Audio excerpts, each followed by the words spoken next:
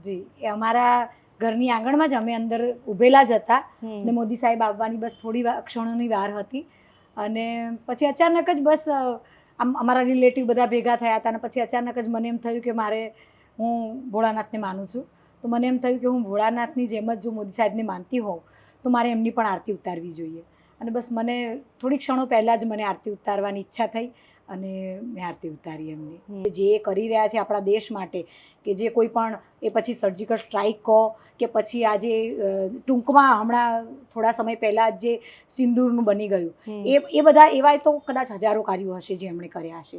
એટલે જ હું એમને એટલું માન એટલા માટે આપું છું કે જેમ ભગવાન આપણા કાર્યો કરે છે એ મોદી સાહેબ પણ આપણા કાર્યો કરે છે. પણ ભગવાન આપણી સમક્ષ નથી આવી શકતા, પણ મોદી સાહેબ તો આપણી સમક્ષ છે ને. આ મોદી સાહેબ છે ને એ દેવદૂત સમાન જ છે. ભગવાને જે એમણે કદાચ આપણા સમાજના શુભ કાર્યો માટે કે સમાજની સુરક્ષા માટે એ મોદી સાહેબને મોકલ્યા છે ભગવાને. પણ જ્યારે મોદી સાહેબની મારા ઉપર નજર પડી અને હું ખૂબ જ ભાવ વિભોર બની ગઈ બેન. અને આજે પણ હું એ સીન યાદ કરું છું ને મને એટલો અંતર આત્માથી હું ખૂબ ખુશ છું કે મોદી સાહેબે મારી સામુ દ્રષ્ટિ કરી, જય માતાજી કર્યા.